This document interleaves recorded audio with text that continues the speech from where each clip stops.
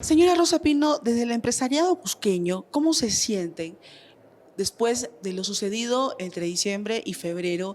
¿Y cuáles son sus expectativas para el 2024 en un momento de recesión, en un momento de odio, en un momento en que el gobierno de Dina Boluarte, aún siendo constitucional, tiene todavía un peso de incapacidad sobre sus hombros? En realidad, la Macro Sur y sobre todo el Cusco ha sufrido dos tipos de pandemia, una de salud y la otra por crisis sociales, donde hemos tenido una ausencia absoluta de las autoridades, desde la cabeza hasta las regiones, y donde el sector empresarial se tiene que reinventar una y otra vez para salir adelante. Jugamos las reglas nada claras. Tenemos tributaciones extremas, tenemos agobio por parte del Estado, y ese agobio no solamente va con la SUNAT, sino también va con SUNAFIL, va con Indecopi y las municipalidades. Una empresa quiere nacer en Cusco y lo que tiene que gastar para nacer supera incluso el capital que tiene. Entonces, no ha sido nada fácil para los cusqueños estar no solamente encerrados por conflictos sociales, sino dejar de tener los insumos que el Cusco consumía. Eso ha generado no solamente una ruptura en la cadena de consumo, sino también una ruptura en la cadena de pagos. Si bien es cierto, la mayoría de empresarios formales recibieron un reactiva, ese reactiva ha tenido un refinanciamiento en este tiempo que tú mencionas, que ha generado ya no 1 y 3% de interés, sino ha generado 10, 12, 14% de interés más una garantía.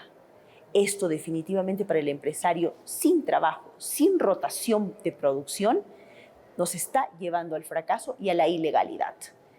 Esto no lo ve el gobierno como tal, pero sí debemos decir que, por ejemplo, gracias a la inversión privada de la gran empresa y de los pequeños que mueven a la región Cusco, se tenía 4 millones de soles en el erario anual. Hoy se tiene 270 millones de dólares anuales y que preguntamos a las autoridades, ¿dónde está la plata? ¿Qué está pasando?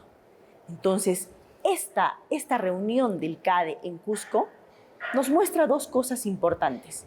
El impacto positivo que se da desde el trabajador informal, que puede ser un taxi, el consumo de productos que se están asumiendo esta tarde o estos días en el CADE, que representa el 43% de empresarios, o voy a decir, de agricultores, que son la informalidad en mi región y que nos alimentan hoy día.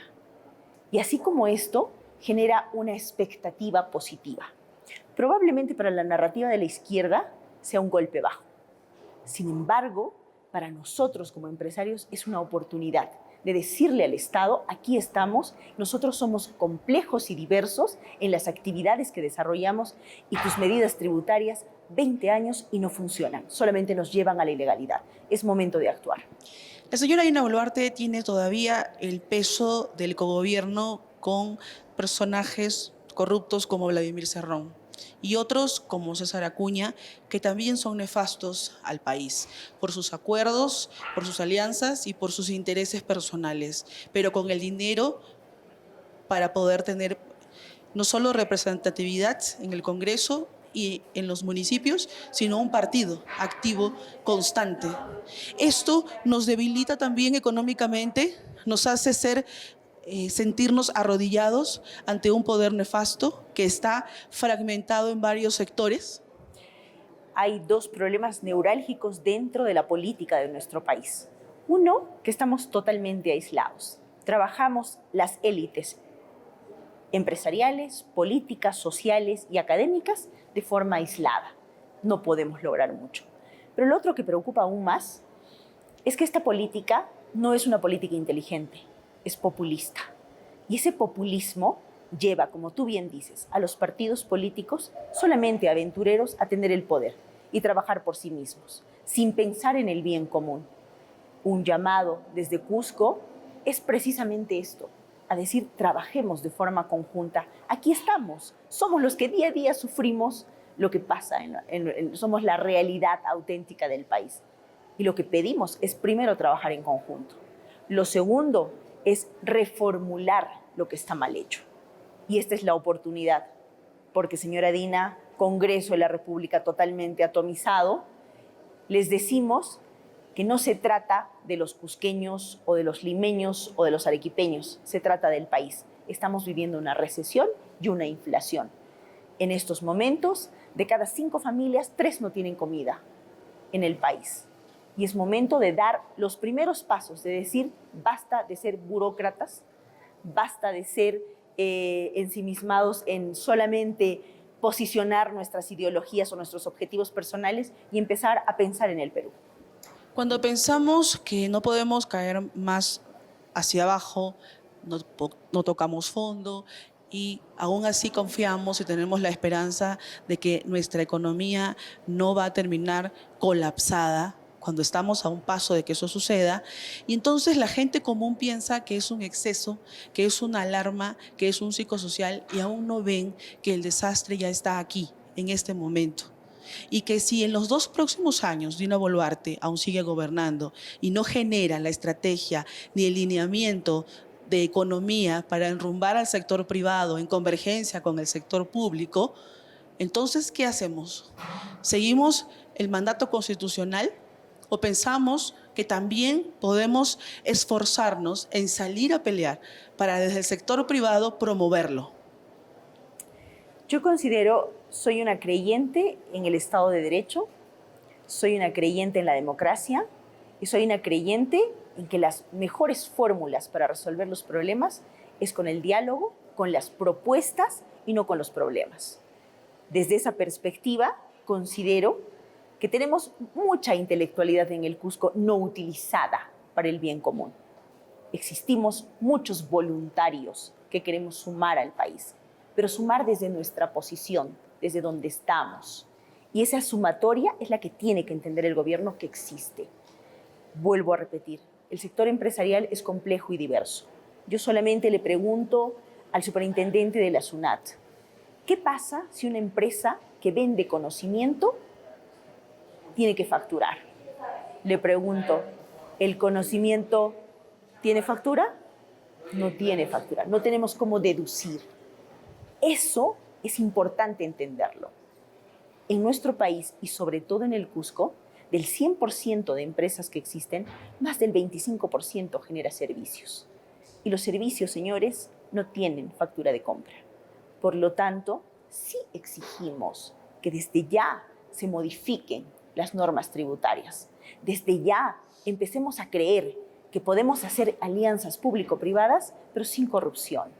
Esas buenas prácticas que en salud, por ejemplo, nos faltan y puede ser representada como un buen ejemplo batas blancas, batas grises, que tienen no solamente un ISO 9000, sino que tienen una gestión exitosa, porque lo lleva el sector privado y le hace ahorrar al Estado un porcentaje importante para hacer otras obras. ¿De qué manera van a llegar para que sus voces sean escuchadas? ¿De qué manera van a integrar esta mesa de trabajo cuando la señora Boluarte no ha convocado a nadie que realmente represente, ni tenga la inteligencia, ni la capacidad, ni la experiencia desde el sector empresarial? Ha convocado a personas que son ajenas a los sectores que representa. Entonces, le pregunto, sin utilizar la violencia, porque levantar la voz no es hacer delito, levantar la voz y denunciar no es violentar. ¿De qué forma van a ser escuchados? Consideramos que con personas como tú, con los periodistas, que son los que llevan nuestra voz, pero nuestra voz no distorsionada, la voz que realmente exigimos que sea escuchada. Entonces, son ustedes nuestro medio. Los medios de comunicación ejercen un poder muy importante en el Perú. Yo diría que son el 4.º poder más importante que tiene el país. Las voces democráticas no son muchas de los medios de comunicación. Hay voces pagadas, voces subvencionadas, voces que bajan la cabeza, voces que lo que hacen es, de alguna manera, hacer un trámite de intercambio de intereses a favor de mantenerse económicamente estables. Ese es el punto de convergencia. Es cierto, he tratado en todo este tiempo llevar la voz empresarial. Soy una mujer que tiene más de 25 años de experiencia en el sector. He caído, he vuelto a subir y me he vuelto a levantar. Y conozco la realidad de lo que pasa no solo a los empresarios del Cusco, sino a los empresarios del país. Y siento que mi voz el día de ayer sí fue escuchada. Siento que los peruanos sí me han escuchado. siento que los peruanos se han identificado conmigo, porque lo que yo paso, lo pasan todo el sector empresarial de diverso tamaño que tengan en empresa. En estos 5 puntos económicos, para que la economía del Perú no se termine por destruir, para que no tengamos 4 millones de desempleados para julio del próximo año, para que no tengamos 10% más de pobreza y, sobre todo, para que 2 millones de MIPES no quiebren, ¿cuáles serían los 5 ejes para ustedes? Empezar a trabajar primero con innovación. La innovación y la inteligencia artificial son herramientas que necesitamos. La transformación digital es otra herramienta importante. ¿Para qué? Para empezar a corregir lo que está mal hecho.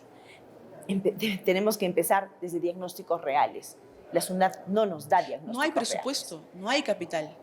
Están Precisamente, descapitalizados. Para innovar hay que tener dinero. Precisamente, el sector empresarial en estos momentos está dispuesto a invertir en obras por impuestos, en asociaciones público-privadas, en cuidar la niñez a través de la alimentación y evitar la anemia, que son cifras escandalosas, por lo que nuestro país no estaría ni siquiera asegurado. Si no aseguramos a la niñez, no aseguramos un país. Y otro de los ejes importantes es la tributación. La tributación, la innovación, las asociaciones público-privadas, las obras por impuestos y realmente enfocarnos en salud y alimentación va a ser la prioridad dentro de toda esta agenda para tratar con el Estado. En materia de tributación, en medio del desastre, en medio de la inflación, en medio del desabastecimiento y de los fenómenos del niño costero y global que se vienen, la SUNAT insiste en que cada empresa que es creada al primer día se le aplica el 18% como si fuera un principal contribuyente. Eso no debilita, eso no aterra la formalidad, eso no genera persecución al formal a través de muchos mecanismos. Incluso trabajan ahora en un mecanismo nefasto junto con el Ministerio de Trabajo. Así es. Entonces, ¿qué hacemos cuando tenemos una presidenta de espaldas a esta realidad económica? Es importante entender que ahora el 90% de emprendedores se ha trasladado al sector ilegal para sobrevivir y para no ser agobiado por el Estado. Sin embargo, creemos que si se genera, por ejemplo, si bajamos la renta, vamos a atraer inversión. En lo que sí tiene que trabajar el Estado y de forma comprometida es en la seguridad y confianza en el país. Si no le damos a un inversionista la seguridad y confianza, no puede invertir aquí. Colombia, hace 20 años, era un país totalmente invadido de terroristas y narcotraficantes. Hoy Colombia es el destino hasta de nómadas digitales más importante de Latinoamérica. El Salvador. Así es. Entonces debemos empezar a generar confianza. Este trabajo no puede ser desarticulado, no por no tener un espacio dentro del monopolio del poder llamado Estado, no significa que el sector empresarial no tenga que dar su voz. ¿Por qué? Porque tributamos. Y la tributación nos da derechos como ciudadanos y responsables de esa tributación. Exigiremos, estaremos pendientes, alertas desde los gremios que representamos para poder hacer que esto sea una realidad, que no sea solamente una visita para la foto, que no solamente sea un CADE que venga al Cusco descentralizado, que genere un poco de emoción en los diversos sectores económicos y luego nos olvidemos de Cusco. No, existimos, no solamente Cusco, existimos. Perú no es Lima, Perú es diverso. Y en esa diversidad tenemos que trabajar todos juntos. Así es. Muchas gracias, Rosa Pino, por esa entrevista en el CADE 2023. Muchas gracias. A ti.